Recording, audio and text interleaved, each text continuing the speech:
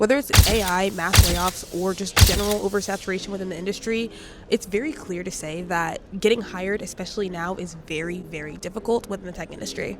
My name's Courtney, and even though I'm a college student, I'm doing everything in my power to learn about those that succeeded ahead of me, those that secured the jobs even though they're the hiring freeze, those that are currently working in jobs and kept their jobs even though there are like mass layoffs going on. I've learned from the best. I have a lot of different mentors, whether they're from Amazon or Microsoft, and I will confidently say that you're not a failure. It's really difficult to get hired right now, so don't take anything and everything personally. I'm going to give you my personal strategic plan, and I'm going to share with you some different things that my friends that have gotten hired recently are doing and have done to secure their jobs. The first thing, and this is kind of obvious, which is networking. A lot of us that work technical roles aren't really good at like communicating with people. And while that can be like, a bit daunting, you definitely need to network, especially if you are college age or just a little bit past that. You need to speak to people, not just to build your like LinkedIn portfolio to 500 connections, but rather to get your foot in the door. That statement, it's not what you know, it's who you know, is true. Most jobs nowadays are from referrals internally. So people that currently work at that job referring you in. Hey, this person's really good. You should give them a look. You need people, especially nowadays, to open the door for you, to get you into the room, get your name mentioned, especially to hiring managers and recruiters. So no, I'm not just saying slide into people's LinkedIn DMs, but you definitely should be going to conferences. You should be going to different events, meetups, networking events, what say you, just so you can get your name out there and so people can remember who you are. And you can also share some of your skill sets so they know what you're looking for. The next thing that I would highly recommend is like doing LinkedIn. I know I kind of brushed it off there, but LinkedIn is a phenomenal resource out there for everybody to use. A lot of recruiting people and hiring managers use LinkedIn. I highly recommend using LinkedIn as a master resume. Like in general, your resume shouldn't be longer than like one page unless you have like 20 plus years of experience. Then I think it's okay to have 2 pages. But when you're younger, definitely just have a 1-page resume, but use your LinkedIn as a master resume, holding every single like piece of information, every single thing that you've done, especially if it relates to the industry that you're trying to get into. If you were like a cashier for Wendy's back in like high school, that's great. You could put that on your LinkedIn. That should not be the main thing on your LinkedIn. You need to have actual experience, actual job. You should be posting on LinkedIn. I personally go with the goal of posting 1 time a week on LinkedIn. It might seem excessive, but it keeps your name in people's heads.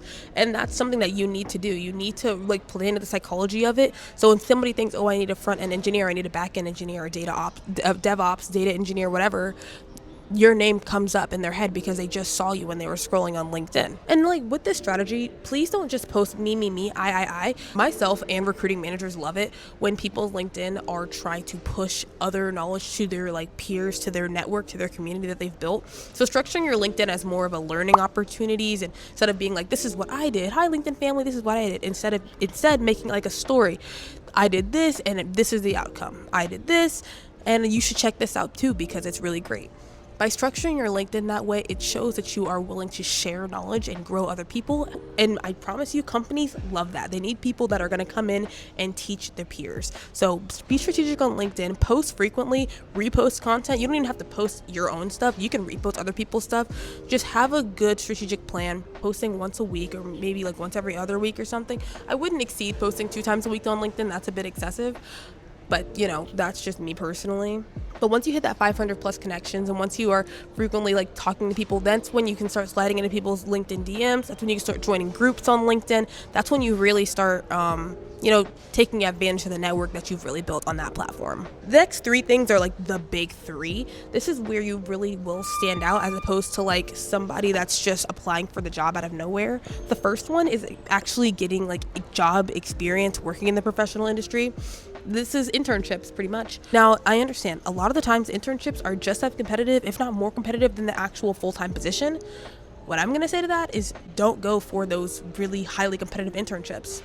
Yes, apply to them, try out, but also apply to your random local IT department for your local university or a local school system or your county government, whatever. Those are things that I've personally interned with that are less competitive, and because of that, you're more likely to actually get the job and get some professional experience under your belt. Now, no, it's never going to be an equivalent to Microsoft or Amazon, but interning for a smaller business or for a startup even, that's going to teach you so much more about, 1, legacy servers, but 2, about how to self-float. A lot of intern hiring programs nowadays are like very pipeline like, where you have to do this exact thing and you may or may not get a job, versus internships with like smaller companies and things of that sort. You can kind of build your own position, and in some instances you might even create like a position full-time for yourself, which is a great starting block, and you're kind of setting that foundation. Something my dad told me last night, which I love, is kind of like building a foundation around you. It's okay to step sideways to build a longer foundation,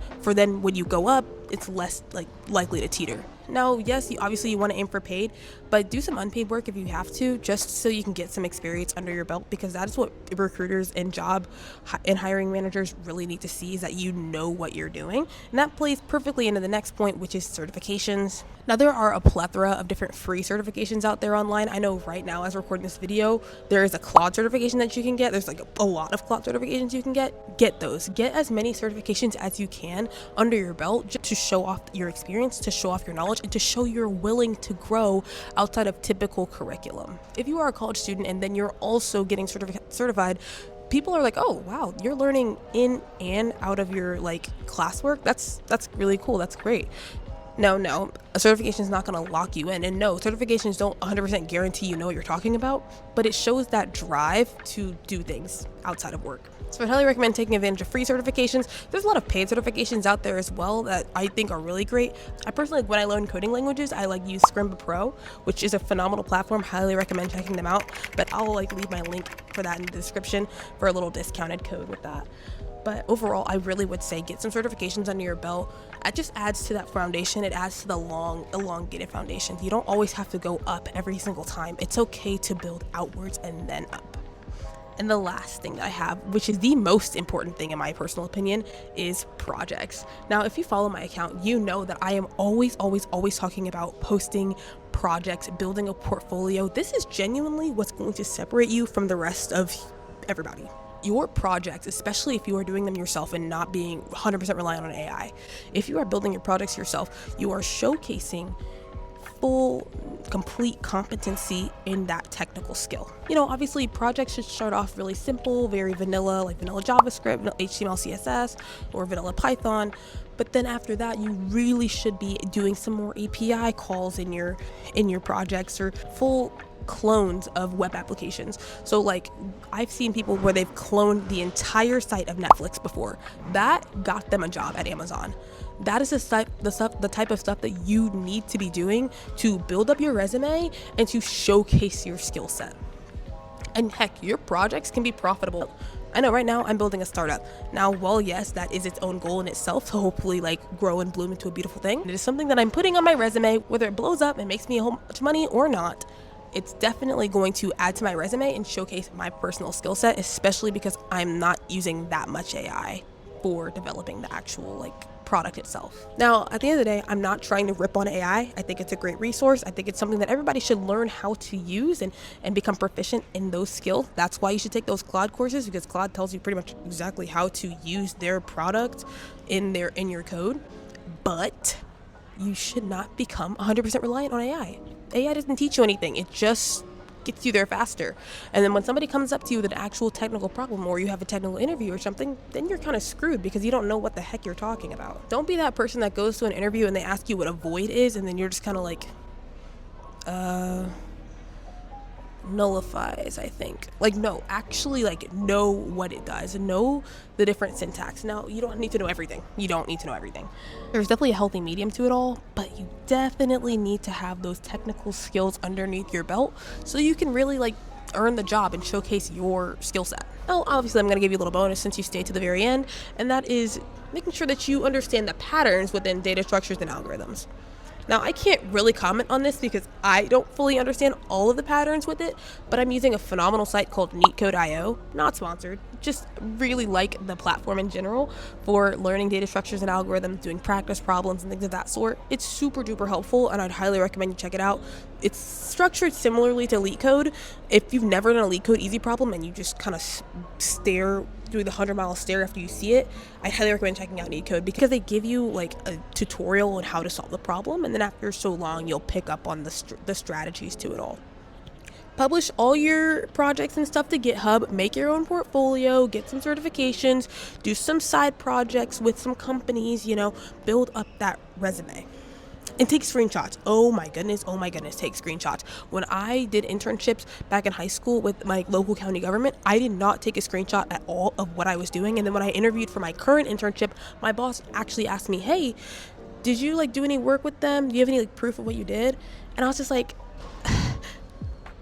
no, I don't. Don't be like me. Be better than me. Have actual proof of what you do. Take a little screenshot of the site if you updated the UX or the UI. You know, if you did some back end stuff, like give them the data, give them the numbers. This site runs 0.01 blah blah blah blah percent faster because of the changes that my code has made. Like be very strategic, be very upfront, use data, use visualization, showcase your skill set. That is the like genuine truth. That's what you need to do. That is the secret sauce to getting a job. Networking, building a resume, and showcasing your skills. That is what's going to get you hired nowadays. It's what's going to get your foot in the door, and that's what's going to, fully push your body in the door to get the job. I'll link a plethora of different resources that I've used and that my friends have used and that I plan to continue to use in the description below. Thank you so much for watching. I hope you enjoyed. And please comment down below, what is something that I missed? What's something that got you a job and or helped you keep your job now that I didn't go over? My name's Courtney. I hope you enjoyed, and I'll see you next time on Court's Corner.